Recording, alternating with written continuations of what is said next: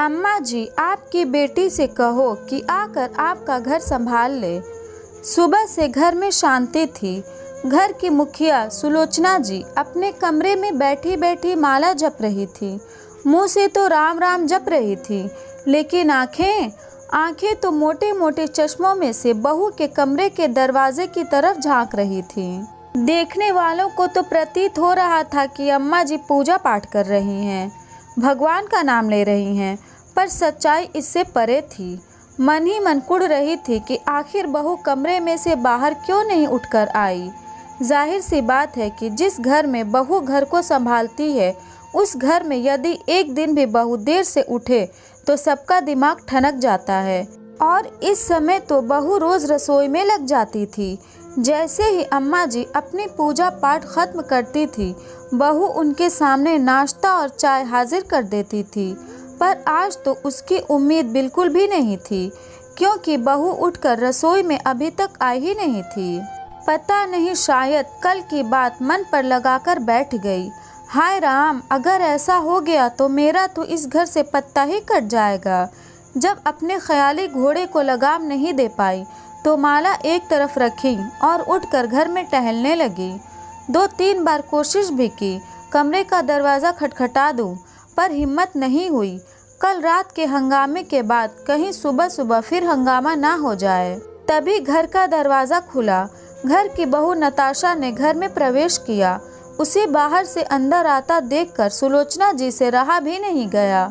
उन्होंने उसी वक्त पूछा, सुबह सुबह बाहर कहाँ गई थी? नताशा में एक नज़र उन पर डाली। उसका उन्हें जवाब देने का बिल्कुल भी मूड नहीं था, पर फिर भी बोली, मम्मी के पास गई थी। इतनी सुबह सुबह अपने मायके जाने की क्या ज़रूरत पड़ गई? 2 कॉलोनी छोड़कर ही मायका है, तो इसका मतलब यह नहीं कि जब चाहा मुंह उठाकर चल दिए, वो भी मुझसे बिना पूछे। मेरा बेटा यहाँ नहीं है तो क्या हुआ, अभी तो मैं घर में बैठी हुई हूँ, सुलोचना जी ने तुनकते हुए कहा। तो नताशा ने जवाब दिया, इस घर में वैसे भी हर काम बिना पूछे ही होते हैं, तो मुझे लगा मुझे भी आपसे पूछने की ज़रूरत नहीं है। ऐसा कहकर नताशा अपने कमरे में चली गई।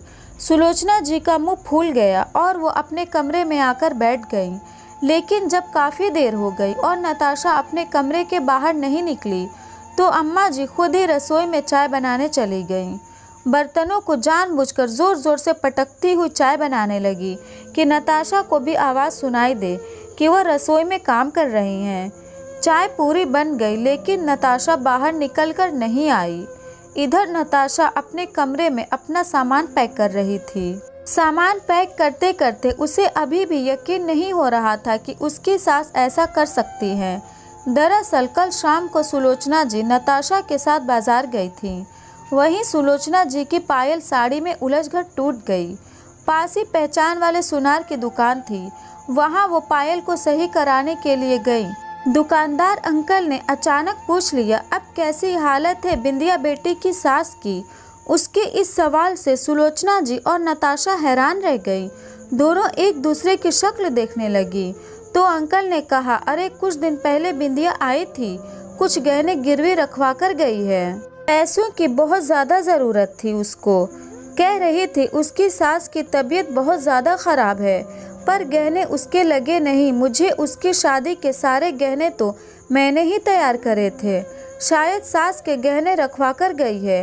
कहते कहते उन्होंने गहने भी दिखा दिए। गहने देखकर नताशा हैरान रह गई। ये तो उसके गहने थे, पर ये गहने बिंदिया के पास आए कैसे? ये गहने तो उसने अपनी सास के पास रखे थे।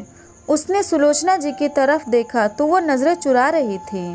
घर आकर उसने सुलोचना जी से पूछा तो पहले तो सुलोचना जी टालम टोल करने लगी, पर जब उसने कहा कि वो बिंदिया के घर जाकर उसकी सास के सामने पूछेगी, तो सुलोचना जी ने कहा, वो गहने मैंने ही उसे रखने के लिए दिए थे। उनका जवाब सुनकर नताशा ने पूछा, लेकिन क्यों? मैंने तो विश्वास करके आपके पास दिए थे गहने रखने के लिए, आपने उसे बिंदिया को कैसे दे दिए? वह मेरी बेटी है, उस पर तो मैं आंख मूंद कर विश्वास कर सकती हूँ, पर तू तो बहू है। अगर मैं गहने घर पर रखती तो तेरा क्या पता, तू कब अपने मायके ले जाकर रख देती। सुलोचना जी का ये जवाब सुनकर नताशा हैरान रह गई। उसे यकीन ही नहीं हुआ कि बेटी ही नहीं माँ भी धोखेबाज है और दोनों माँ बेटी मिलकर उसे धोखा दे रही हैं। ये सब याद करते करते नताशा का मन नफरत से भर उठा और वो फटाफट अपना सामान पैक करने लगी।